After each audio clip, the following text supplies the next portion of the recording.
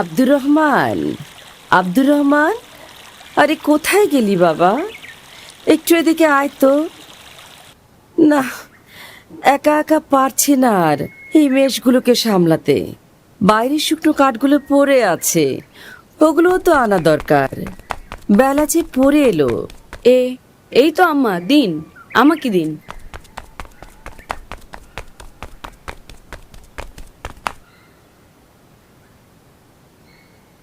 আম্মা, আপনি ভেতরে গিয়ে বিশ্রাম নিন, আমি সব সামলে নেব।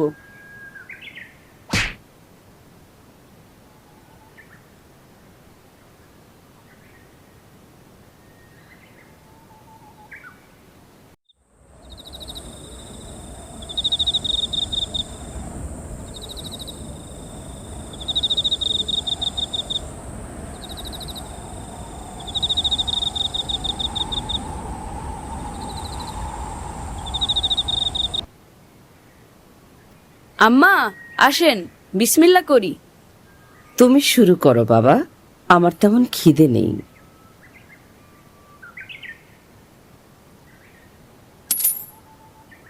ওটাতে কি রেখেছেন আম্মা?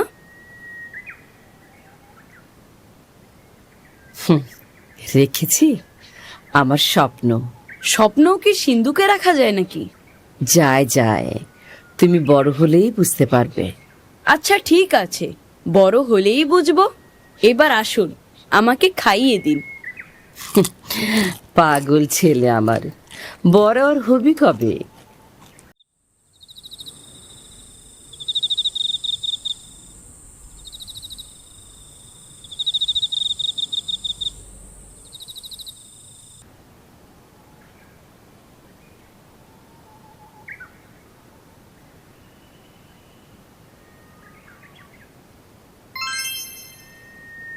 অমন করে কি দেখছো বাবা? তোমাকে প্রায়ই দেখি ছাদে এসে দূরে তাকিয়ে থাকো। কি আছে ওইদিকে? স্বপ্ন, স্বপ্ন আছে মা। আমি বুঝি বাবা, তোমার লেখাপড়া করার অনেক শখ। আল্লাহ করুন আমাদের দুজনের স্বপ্নই যেন পূরণ হয়। আমিন।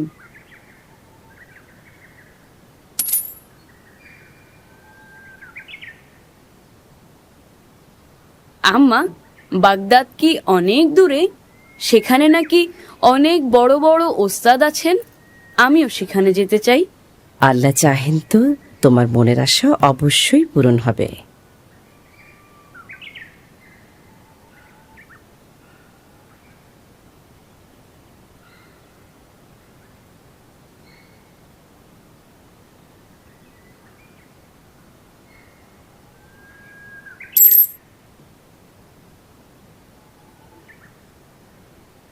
বড় মেহেরবানি আল্লাহর, আমাকে একটা সোনার ছেলে দান করেছেন। অন্য ছেলেরা যেখানে পড়াশোনাই করতে চায় না, সেখানে আমার আব্দুর রহমান কিনা।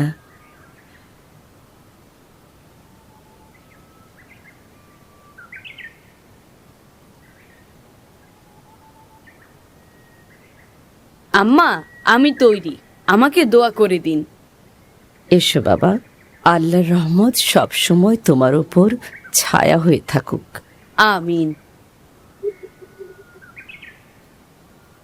এই জামাটা পরে নাও, এর আস্তিনের নিচে 40টি স্বর্ণমুদ্রা সেলাই করে দিয়েছি। আল্লাহ এইটুকু তৌফিকই দিয়েছেন, সাবধানে রেখো। অনেক শুক্রিয়া আম্মা।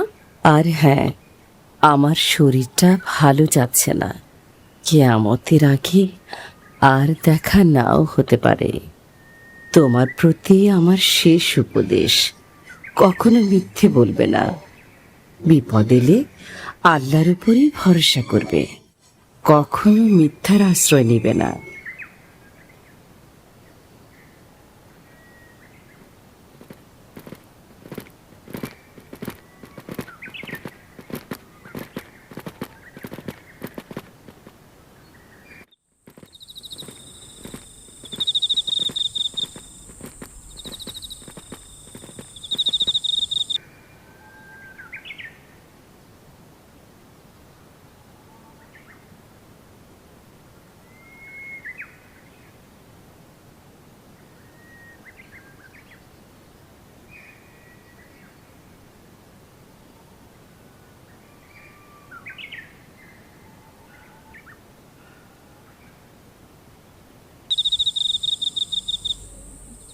সবাই তো মনে হয় আরাম করে ঘুমাচ্ছে।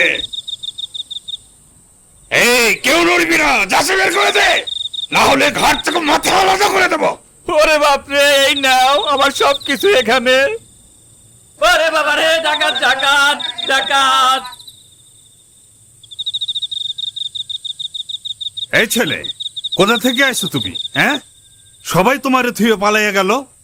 বিদেশ কাদের সাথে যাচ্ছ তুমি? গিয়ে কি করবা?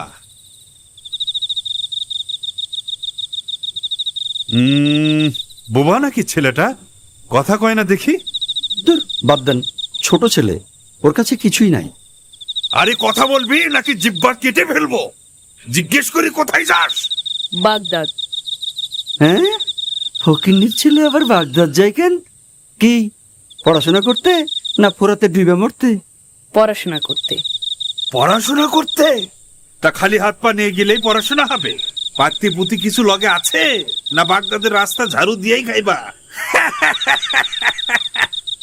ওকে ভালো করে চেক করেন, খালি হাতে তো আর কেউ বিদেশ যায় না।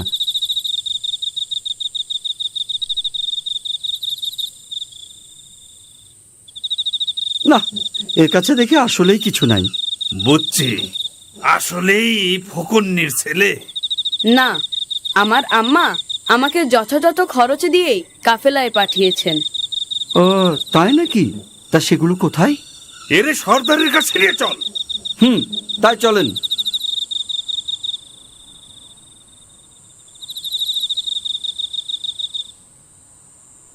সর্দার, এই পোলা নাকি বাগদাদ যায় পড়াশোনা করতে, কিন্তু ওর কাছে কিছুই পাই নাই।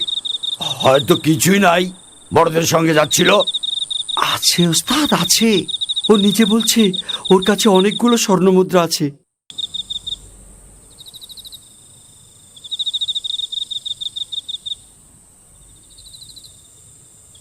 আয় ছেলে, তোমার নাম কি? আব্দুর রহমান। তা তোমার কাছে কিছু থাকলে সোজা বের করে দাও, নইলে জলদি কেটে পড়ো, আমাদের কাজে ব্যাঘাত ঘটিও না। জি, আমার বগলের নিচে জামার সঙ্গে সেলাই করা থলেতে স্বর্ণমুদ্রাগুলো আছে। ওর জামাটা কেটে ফেলো এক্ষুনি, দেখি কি বের হয়।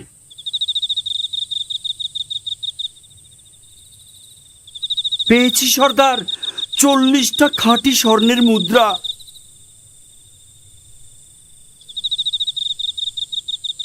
তুমি তো দেখছি আচ্ছা বোকা ছেলে, এই বুদ্ধি নিয়ে বাগদাদ যাও পড়াশোনা করতে? তুমি না বললে তো কেউ জানতেই পারতাম না যে তোমার কাছে এত মূল্যবান সম্পদ আছে। আমার লোকেরা তো তোমার শরীর ঘেটেও কিছু পায়নি। তুমি ইচ্ছে করলেই আমাদেরকে ধোকা দিতে পারতে, তাতে তোমার এই সম্পদগুলো তোমারই থাকতো। কিন্তু সেটা না করে গোপন জিনিসটি প্রকাশ করলে কেন? কারণ আমি আল্লাহকে ভয় করি, সেই সাথে আমার আম্মার উপদেশ যেন কখনো মিথ্যা না বলি। বিপদে পড়লে যেন আল্লাহরই আশ্রয় চাই, মিথ্যার নয়। কি বললে তুমি? আমার উপদেশ? বিপদেও মিথ্যে বলা যাবে না। না, কারণ আল্লাহ যদি ইচ্ছা না করেন তাহলে মিথ্যা বলেও আমি রেহাই পাবো না। তাই আমি তার কাছেই নিজেকে সঁপে দিয়েছি, মিথ্যার কাছে নয়, তোমাদের কাছেও নয়। আর আমাদের নবী বলেছেন, মিথ্যা হলো সকল গুনার মা। মিথ্যাবাদীকে আল্লাহ কখনো ভালোবাসেন না। সামান্য এক বাক্য মিথ্যায় তুমি তোমার কষ্টের জমানো সম্পদটুকু রক্ষা করতে পারতে। আমি বরং তার চেয়ে বড় সম্পদ রক্ষা করেছি, সেটি হলো সত্য, মহান আল্লাহর হুকুম আর আমার মায়ের উপদেশ। স্বর্ণমুদ্রার জন্য আমার কোনো আফসোস নেই। সত্যের চর্চায় এতটাই নির্ভীক এই বালক, এই সাহস, এই ভরসা সে কোথা থেকে পেল? কত বড় সাহস! সর্দারের মুখে মুখে কথা! তোর ঘাড় থেকে মাথাটা নামিয়ে দেবো। থামো! কাল কেয়ামতে মহান রবের সামনে আমাকে মিথ্যাবাদী হিসেবে দাঁড়াতে হবে না। এর চেয়ে খুশির সংবাদ আর কি হতে পারে?